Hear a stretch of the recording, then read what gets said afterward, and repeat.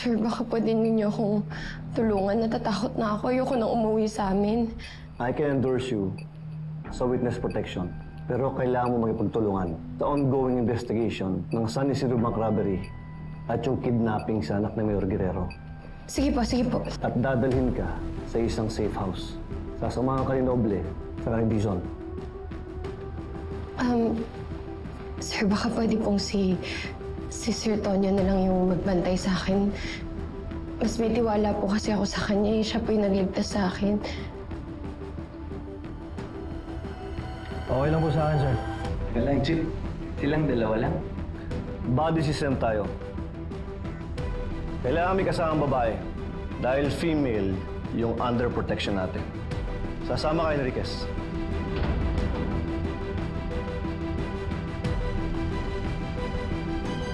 Dadalhin at sasamahan ka ni Sergeant Enriquez at Lieutenant Conde sa safe house pansamantala until may ma-assign na official escorts mo under the witness protection.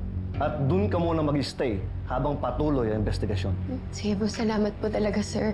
Paano po kayo yung mga damit ko? Wala po kasi akong dalang mga toiletries, sir. Pwede ako na po yung kumuha ng mga gamit ni Ma'am Selena. Lucia, samahan mo si Robles. Yeah, get started. Yes, sir. Sir. Enriquez, Conde, kayo mo nang bahala kay Miss Selena. May tatawagan lang ako. Yes, sir.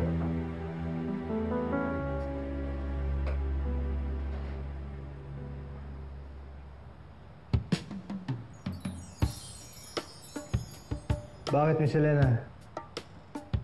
May masakit ba? Pa ako kasi natapilok ako kanina.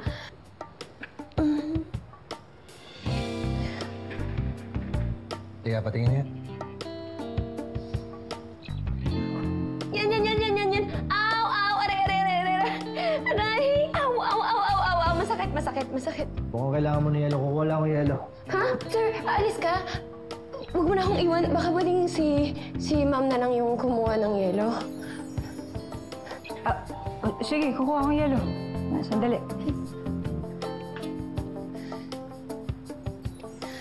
Ate.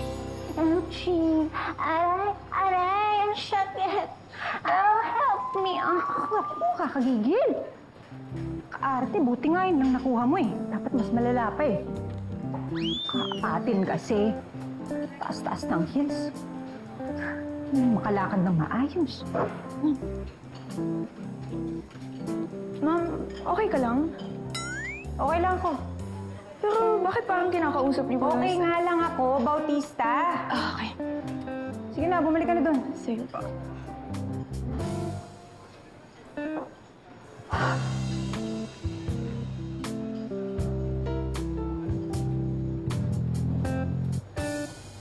Bautista. Po. Aka na lang yan. Pero, umus na po, Aka na lang sabi yan eh. Ang dami mong dahilan, no? Ano pa rin? Ito, oh.